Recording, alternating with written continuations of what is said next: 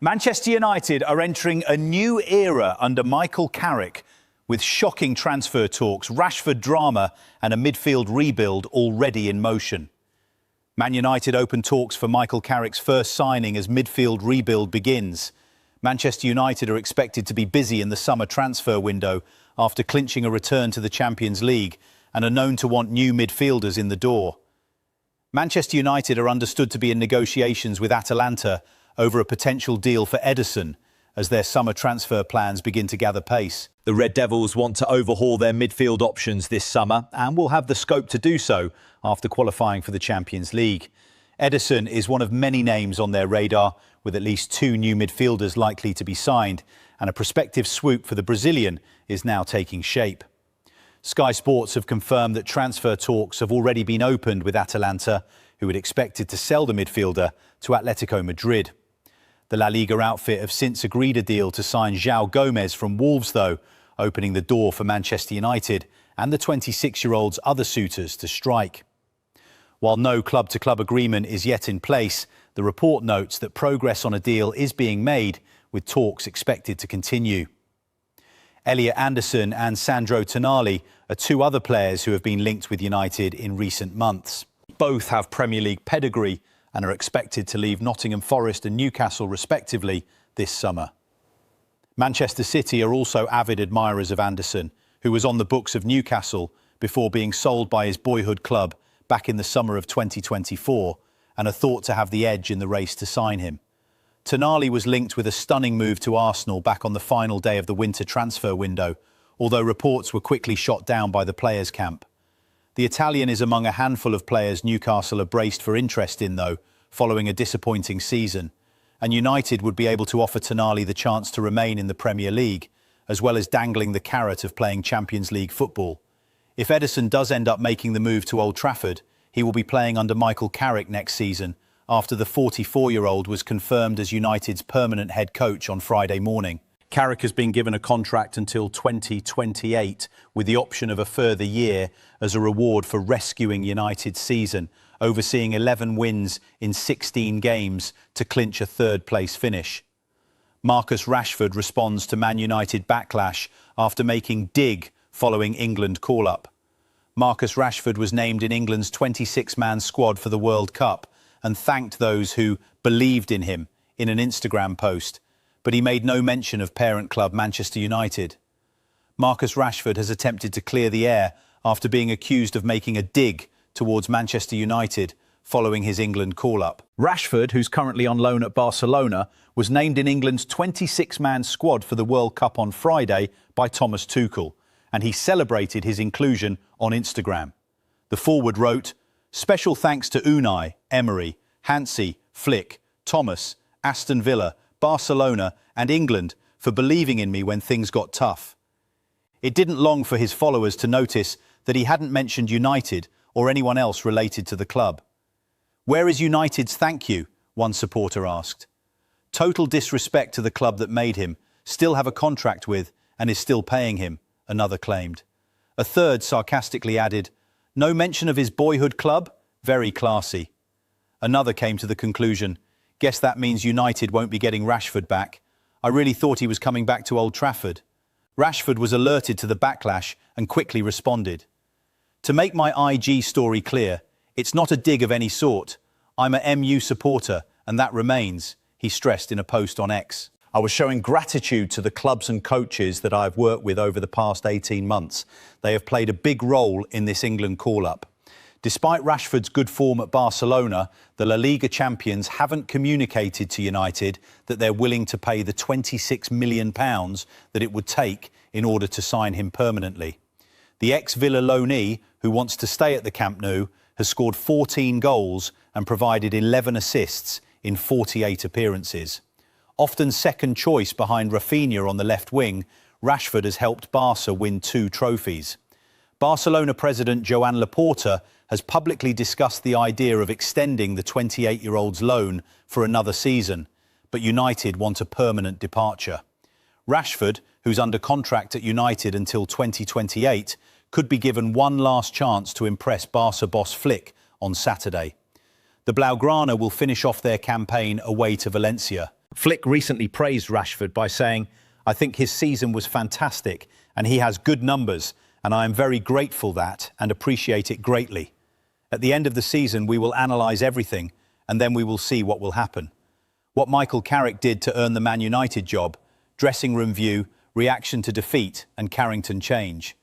Michael Carrick has been appointed as the permanent head coach of Manchester United. This is the story of how he won over the club's decision makers.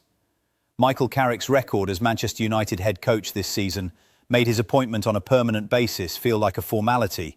But as impressive as his short-term tenure has been, it is what happened when things went wrong, as much as when they went right, that won over the people that mattered. When Carrick was handed a contract until the end of the season in January, there was little consideration given to him keeping the job inside Old Trafford. The plan was for a thorough process, and Sir Jim Ratcliffe had set his sights on an elite-level coach. Ratcliffe likes the idea of the head coach with a big name and an even bigger personality. He liked the cut of Ruben Amorim's jib and famously revealed how the Portuguese would happily tell him to f*** off during their candid conversations. It's hard to imagine Carrick ever doing the same. His chats with Ratcliffe so far have been low-key, informal affairs over a cup of tea. He is cut from a different cloth than Amorim and from the likes of Thomas Tuchel, Luis Enrique and Julian Nagelsmann. While Ratcliffe might have initially fancied the idea of another alpha male to lead this juggernaut, what he actually needed was someone with the calm demeanour and unflappable nature of Carrick, and that is what United came to realise over a 4-month period. The process to appoint a permanent head coach was being led by Director of Football Jason Wilcox, who settled on Carrick as the best option in the last couple of weeks. He fed that up to Chief Executive Omar Barada, who made the recommendation to the board. Both Ratcliffe and the Glazer family were happy to press ahead with Carrick. This wasn't a coronation. He wasn't all golden. There were moments when the Carrick era could have derailed and when questions were there to be answered. How he did it was crucial in earning him the job. The defeats to Newcastle and Leeds were the litmus test moments. Both had the potential to escalate and might well have done so under a previous manager or head coach. Carrington insiders felt Erik ten Hag to a degree, and certainly Amorim, were prone to stewing on defeats. They would linger on them for days and the mood would sour, threatening to turn one setback into a crisis. They might have had plenty of personality and a willingness to show it publicly, but the climate at Carrington could be volatile under Ten Hag and Amorim, according to one long-serving staff member. There was a sense that the job was too big for both of them. Charismatic, previously successful bosses who melted under the Old Trafford pressure cooker. It's easy when things are going well, but it's how you react when things are going wrong that truly mark you out here. United responded to Carrick's first defeat in charge at Newcastle by beating Aston Villa at Old Trafford in the next game, a crucial fixture in the march to the Champions League. The Old Trafford defeat to Leeds was the worst performance under the 44-year-old, but United then won 3 in a row, all against rivals, to clinch a return to Europe's top table with 3 games to spare. Carrick had a formula for these moments, and it was essentially the formula he had after every game. He treated the twin imposters of success and failure with the same measured, balanced approach. There is an address to the players in the dressing room after the match, a debrief when they return to Carrington, and then it's done. A line is drawn under it.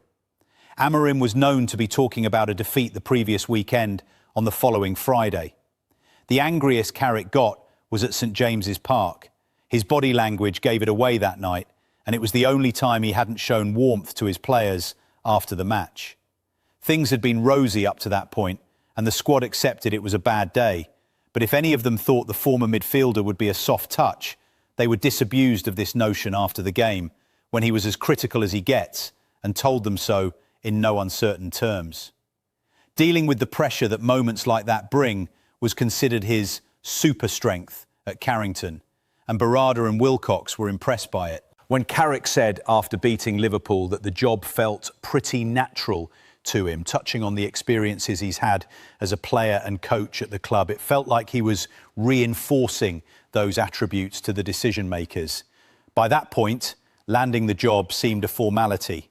Ratcliffe had been taken with Tuchel in the summer of 2024, although deciding to hand Ten Hag a new contract was never going to go down well with the German, who this time took the decision for himself, by signing a new contract with the Football Association. There was interest in Enrique, but it soon became clear he was planning on staying at Paris Saint-Germain, who have again come to life in the second half of the season. The relationship between the director of recruitment, Christopher Vivell, and Nagelsmann sparked speculation, but United knew that appointing a coach at the World Cup was a non-starter. There were too many doubts around other coaches. Unai Emery is considered more of a manager and has struggled to handle the step up to the elite previously. Andoni Iraola has won praise for his work at Bournemouth, but there is a risk in making that leap, one that Carrick has shown he can handle. Carrick had quickly won the players' respect as well. The shrewd move in January wasn't appointing someone who played 464 games for the club, but throwing together a backroom staff in the space of a week who have gelled perfectly. Carrick had worked with Jonathan Woodgate and played alongside Johnny Evans, but there was no prior relationship with Steve Holland, and Travis Binion was thrust into the first-team environment from the academy. Carrick quickly revealed himself as a hands-on head coach, while Holland's tactical work impressed the players as he devised game plans to deliver wins against Manchester City and Arsenal in their first 2 games in charge. Woodgate and Evans worked with the defenders, and Binion has developed a rapport with several players. The 39-year-old's coaching style has been hugely popular, and he has had particular success working with Benjamin Sesko, who has come on in leaps and bounds since Amorim's departure. Training sessions at Carrington were shortened, always a popular decision with the players, but they did become more intense, and several told friends and confidants they felt they were getting more out of them. Carrick's fast start led to easy comparisons with Ole Gunnar Solskjaer, who raced out of the blocks after replacing Jose Mourinho in December 2018. But there was one crucial difference. Back then, the squad had been emotionally drained by Mourinho's antics and were ready for a change. They were desperate for something different, and Solskjaer's light-touch approach was the perfect fit. This squad are very different. For the first time in a long time, there was no sense of a group of players celebrating or showing relief at a manager leaving.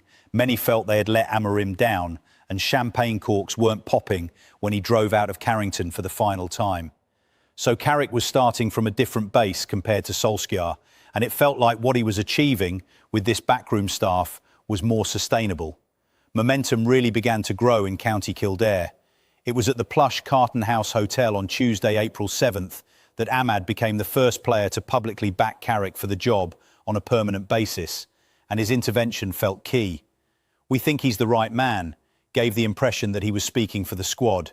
It certainly felt that way when player after player came out in the weeks that followed to praise the head coach and insist he was the right man. It gave United little option but to confirm his appointment, whatever reservations Ratcliffe might have still harboured towards the end of the process.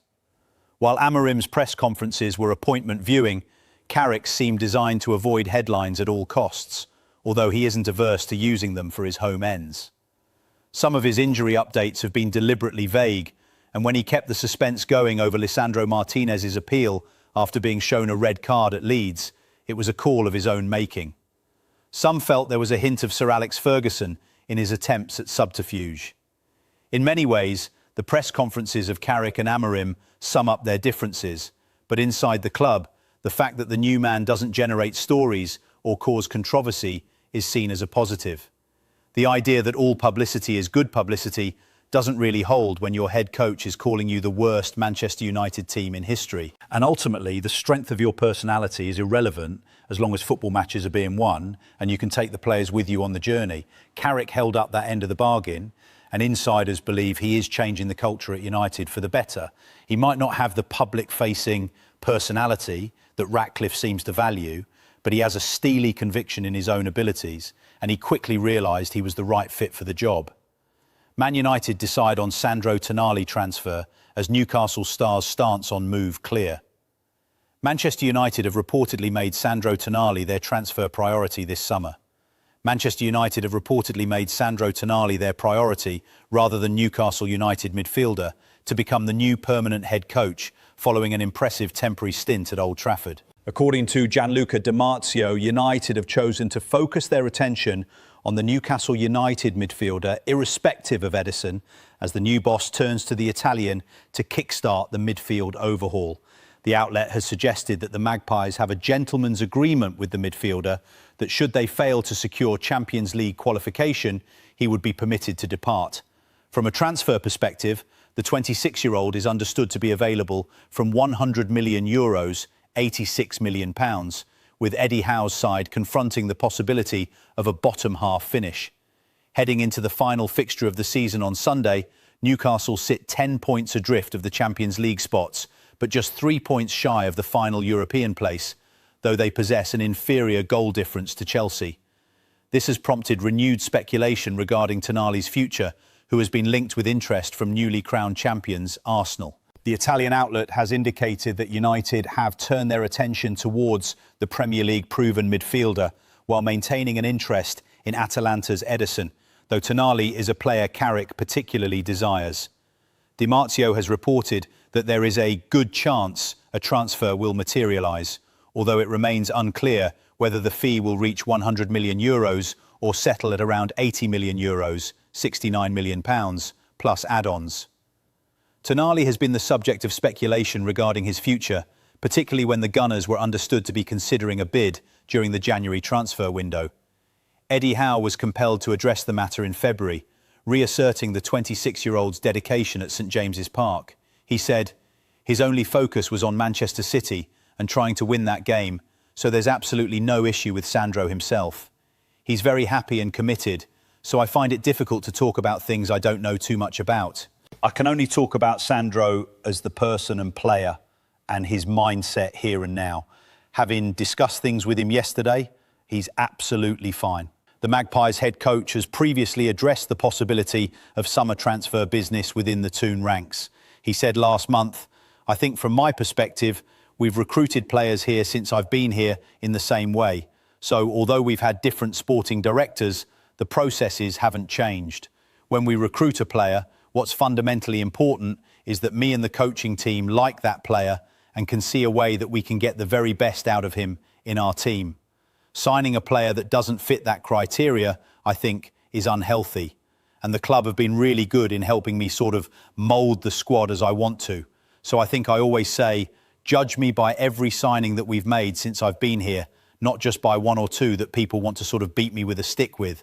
Across the board, I think we've recruited really well. Of course, there will be question marks on certain players. I understand that comes with the territory, but I'm really proud of our recruitment. There's got a lot of work that's gone into it, but all the players that we've signed, whether it's abroad or domestic based, have been chased and endorsed by myself.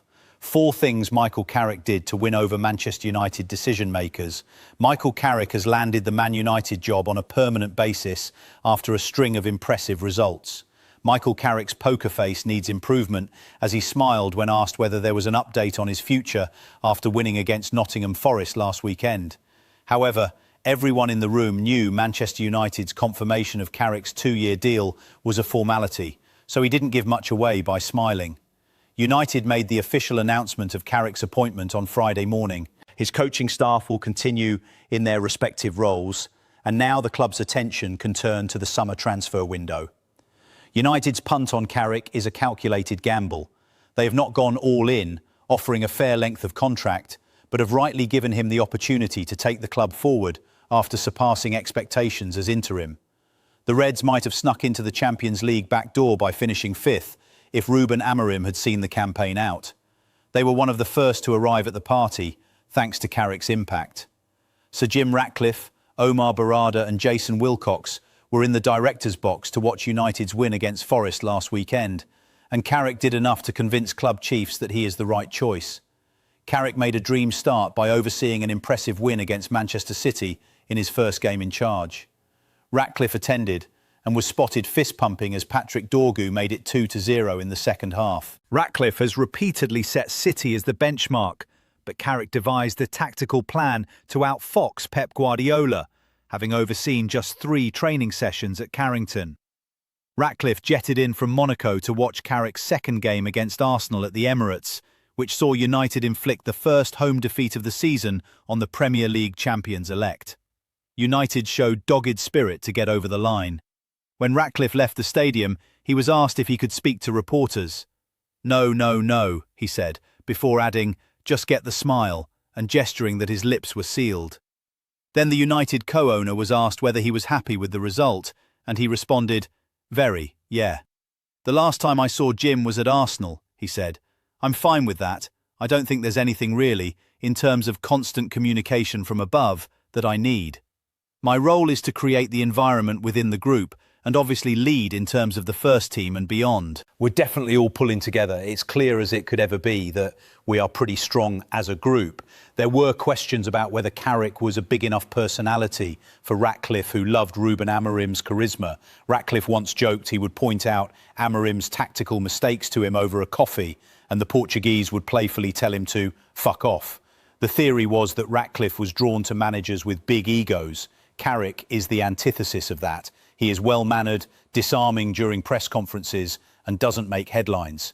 But United have recognised that Carrick's ability to bring that sort of stability is what the club needs. There will be no more soap operas played out in the open, no more embarrassing digs made at players in public. Insiders have noted a positive change in culture within Carrington. It felt typical of Carrick that during his end-of-season speech, a moment for himself, he gave a nod to Tyrell Malacia before his departure. Most of Carrick's management techniques are taken from Sir Alex Ferguson's playbook. Carrick's relationship with his players has impressed United chiefs. Kobbie Mainoo has said the players want to die for him on the pitch, while several others backed him for the job in the weeks leading to the announcement. The board has noted improvements in individuals through coaching. Carrick modestly said his staff have made inroads with individuals, but the players themselves have spoken glowingly about sessions. Steve Holland, Jonathan Woodgate, Johnny Evans, Travis Binion and Craig Mawson have all been important. United were drawn to Holland because of his vast experience. Carrick and Wilcox had not worked with him previously, but agreed he would be the ideal candidate for the assistant manager role. It's no secret that Ratcliffe admires Gareth Southgate and the work he did with England. Southgate had his critics during his tenure, but he is objectively the most successful England manager since Sir Alf Ramsey. There were fears among United fans that Ineos could try to appoint Southgate following Amorim's sacking. Holland was Southgate's right-hand man, and Ratcliffe would have been delighted to bring him to United. Carrick has described Holland as a wise man and has been in constant communication with him during games. United's hierarchy may have initially had doubts about Carrick's experience in top-level management, but those concerns were eased by counsel from Holland and superb results. Another way Carrick has impressed United bosses has been his keen interest in the academy. Carrick has not attended games with his backroom staff as a gimmick.